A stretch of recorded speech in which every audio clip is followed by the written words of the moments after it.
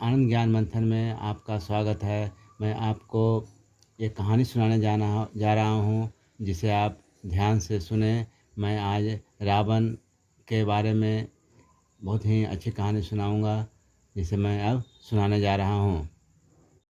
भगवान श्री राम और रावण की जब बात आती है तो प्रताप सोमवंशी साहब की लिखी वो दो पंक्तियां मुझे याद आती हैं कि राम तुम्हारे युग का रावण अच्छा था।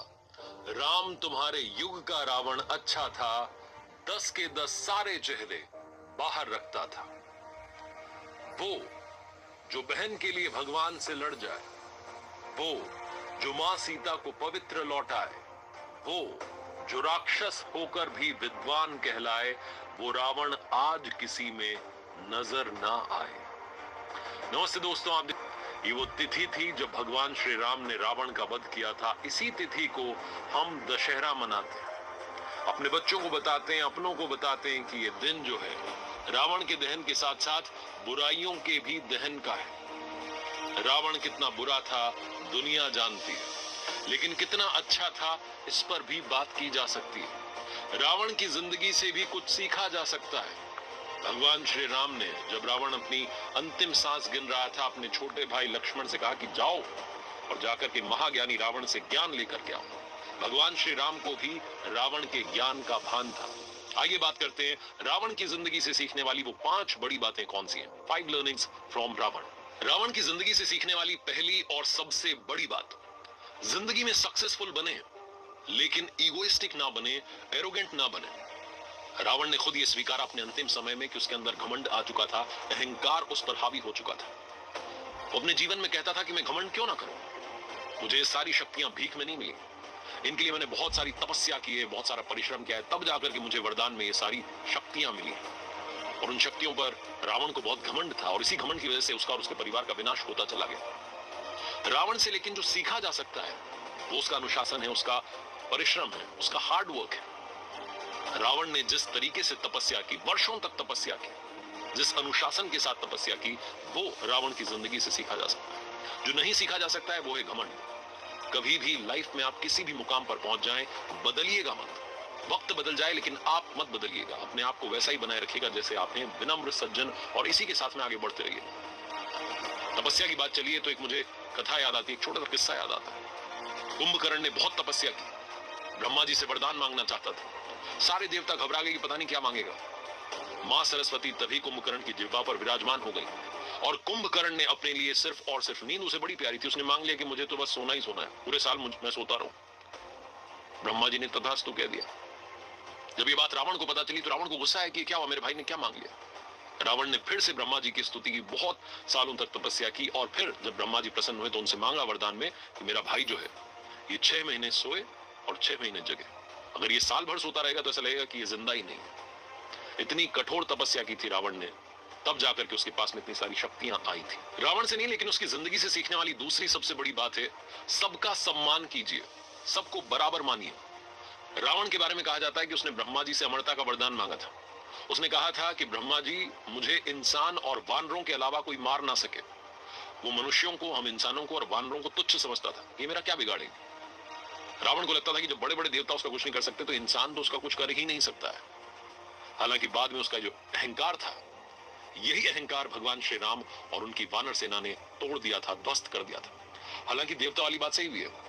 रावण का बेटा मेघनाथ एक बार इंद्रदेव से उसने युद्ध किया, इंद्रलोक पर हमला किया और इंद्रदेव को बंदी बना करके अपने यहां ले आया। बाद में इंद्रदेव ने ब्रह्मा जी से स्तुति की, आराधना की, और तब जाकर के ब्रह्मा जी ने रावण से कहा, तब रावण ने इंद्रदेव को आजाद किया, स्वतंत्र किया।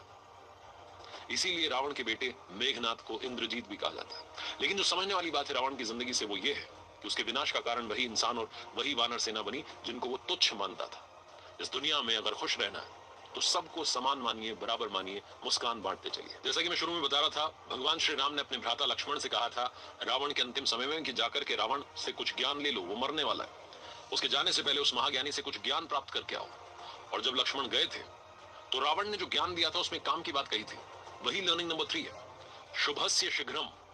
रावण ने कहा था कि इस दुनिया में जो शुभ कार्य है, जैसे ही वो आपके मन में आए, आपके चिंतन में आए, आप सोचने लगे, उस शुभ कार्य को शीघ्र से शीघ्र कर लेना चाहिए, जल्द से जल्द संपन्न कर लेना चाहिए।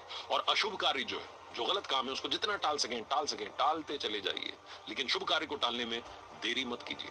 ये शुभस्य शीघ्रम वाला जो मंत्र था, रावण ने लक्ष्मण जी को दिया था। एक छोटा सा आपको किस्सा और सुनाता हूँ, कथा और सुनाता हूँ बात। शिव तांडव स्तोत्र जो आपने कई बार पढ़ा होगा, क्या आप जानते हैं कि इसकी रचना रावण ने की थी? महाज्ञानी महापंडित रावण, वो भगवान शिव का बहुत बड़ा भक्त था, बहुत तपस्या की, और एक बार तो उसने सोचा कि कैलाश पर्वत समेत ही भगवान शिव को वहां से लेकर के अपनी लंका में आ जाए। तो कैलाश पर्वत समेत भगवान शिव को वहां से उठाना चाहता था। कैलाश पर्वत को उठाने लगा, भगवान शिव ने अपने पैर के अंगूठे से कैलाश पर्वत को थोड़ा सा दबाया, और रावण का हाथ जो था वो पर्वत के नीचे आ गया। घबराया सा रावण, परेशान सा रावण, तभी स्तुति करने लगा, और वही जो स्तुति थी वो बाद में शिव तांडव स्तोत्र के नाम से जानी गई। लर्निंग नंबर 4, रावण की जिंदगी से सीखने वाली एक और मजेदार बात है। जब रावण का अंत समय आया, जब एक एक करके उसके सारे साथी उसके अपने छोड़ करके दुनिया चले गए, तब भी रावण ने उस नेगेटिविटी के माहौल में पॉजिटिविटी को ढूंढा। नेगेटिविटी में पॉजिटिविटी हमेशा ढूंढनी चाहिए, ये भी आप रावण से सीख सकते हैं। अंत समय में मंदोदरी से कहने लगा रावण कि क्या हुआ अगर मेरा अंत होने वाला है? तुम शायद नहीं जानती, मुझे मेरे अंत के बारे में बहुत पहले से पता था, और ये दुनिया याद रखेगी कि भगवान श्री राम ने रावण को मारा था। जब जब भगवान श्री राम का नाम आएगा तो मेरा भी नाम आएगा। ये दुनिया याद रखेगी कि भगवान विष्णु को एक इंसान का अवतार लेकर के धरती पर आना पड़ा था मेरा वध करने के लिए। उस नेगेटिविटी के माहौल में भी उसने एक अच्छी बात अपने लिए ढूंढ निकाली थी। इसीलिए रावण से सीखना चाहिए कि नेगेटिविटी में भी पॉजिटिविटी कैसे तलाश सकते हैं। और लर्निंग नंबर 5 की बात करूं, साथ में बस ये कहना चाहता हूं कि किसी ने बड़े कमाल की बात कही है कि कभी पेड़ कटने का किस्सा नहीं होता अगर कुल्हाड़ी के पीछे वो लकड़ी का हिस्सा नहीं होता। रावण ने जो सबसे कमाल की सीख दी वो लक्ष्मण जी को दी थी। भगवान श्री राम ने अपने भ्राता से कहा कि जाओ, वो अंतिम सांस ले रहा है, ज्ञान ले लो। तो जब वो ज्ञान लेने के लिए गए तो रावण ने कहा, जो 5वीं लर्निंग है वो यही है कि अपनों का साथ जीवन में बहुत जरूरी है। जब अपने साथ होते हैं, लक्ष्मण जी से कहा कि आप साथ हैं भगवान श्री राम के, तो देखिए आपने मेरा वध कर दिया, आप लोग यहां लंका विजय प्राप्त कर चुके हैं, और मेरा अपना विभीषण आपके साथ जाकर के मिल गया।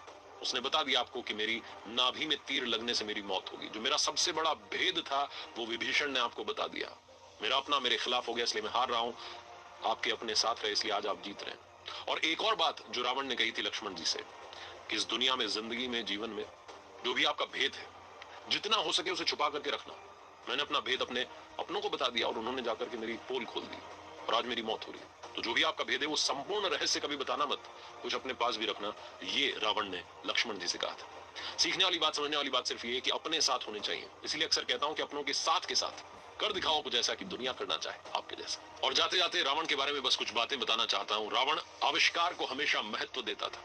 वो स्वर्ग तक सीढ़ियां बनाना चाहता था, वो सोने में से सुगंध चाहता था, वो अस्त्र शस्त्र यंत्र सबको बढ़ावा देने के लिए लगातार काम करता रहा। रावण महापंडित था, महाज्ञानी था। सीखने के लिए काफी कुछ रावण की जिंदगी से भी है। उसके गलत कर्मों से भी सीखा जा सकता है कि क्या नहीं करना है, और अच्छे कर्मों से सीखा जा सकता है कि क्या करना जरूरी है।